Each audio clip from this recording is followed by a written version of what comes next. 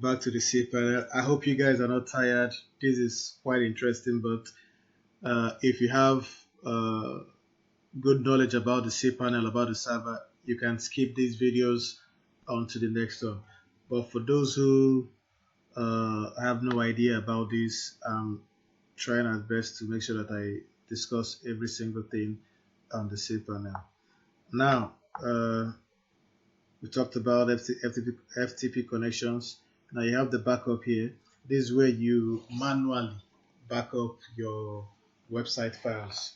Remember a GoDaddy? Let me go back so that I can explain most of these things to you so that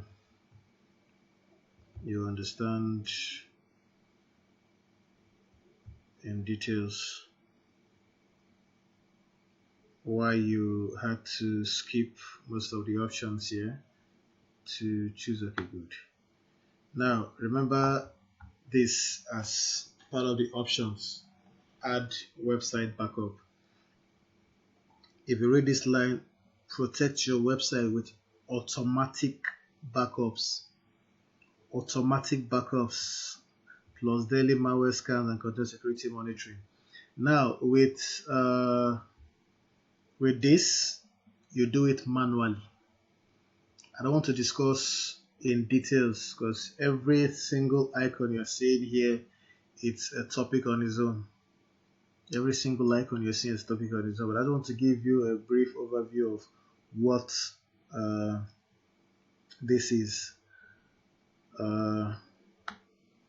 You have your databases. That's where everything, my SQL, everything about your website database is going to be stored.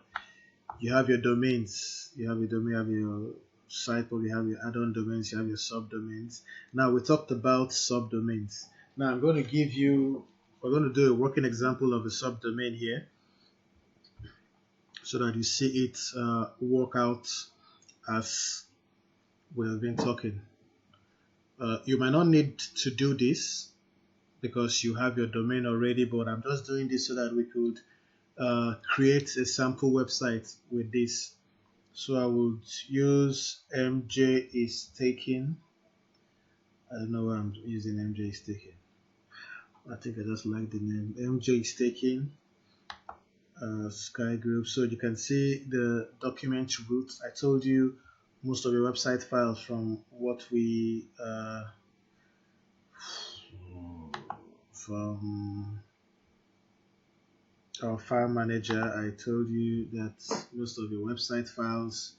Sorry, I had to go back. I just wanted you to have a clear up. Most of the website files will be stored in public_HTML. Don't forget this. Let's go back. Public_HTML. So let's leave this open while we continue with this. So we went down to subdomains. So I chose MJ is taken. So once I click here, you can see it's, you can see the public_HTML/MJ is taken. So this is the path. So if I click this, you will see the path here. So this is the public, this is the path for public_HTML. So I would go on and create the subdomain. It takes less than a minute to create, depending on the speed of your network. If you're using Glow, it might take a longer time. If you're using MTN, it might take lesser time. Although I wouldn't tell you what I'm using. So from the time taken to create this, you will understand the network providers we have in Nigeria and the ones I'm using.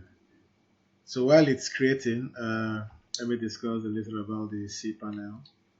Now, once you see WP admin, WP this, WP includes. What this WP